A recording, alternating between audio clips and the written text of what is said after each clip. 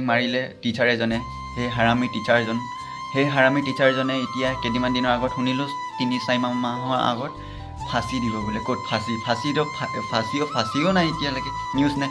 এতিয়া অকল বোলে কি অকল এটাই নিউজ চেনেল প্ৰতিদিন টাইম, সেইখন নিউজ চেনেলেই অকল বজাই আছে জুবিন জুবিন জুবিন জুবিন জুবিন, আৰু কোনো নাই। চব দালালি, চব বিজেপি পাৰ্টিৰ পইচা ঘোচ খোৱা। ইয়াতে যদি আপোনালোকে চাই কিবা কয় মোক ফৰক নপৰে। তো মোৰ কথাটো এইটোৱে যে কিমান মানুহ মৰিলে লেকিন আমাৰ মৰমৰ জুবিন দাক আমাক ন্যায় লাগে।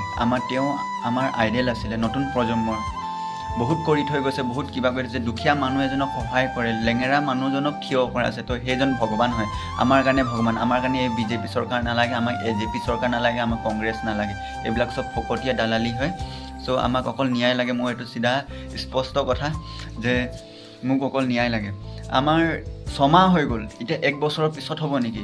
যোনে জুবিনৰ কাৰণে মাত দিয়ে তেওঁকে থানাত নিয়ে, ভিক্টৰ দাসক 6 মাহৰ পিছত, 4 মাহৰ নে 5 মাহৰ পিছত এইটো কৰিছে। পাৰিলে মোক নিয়ক, মই থানাত যাম।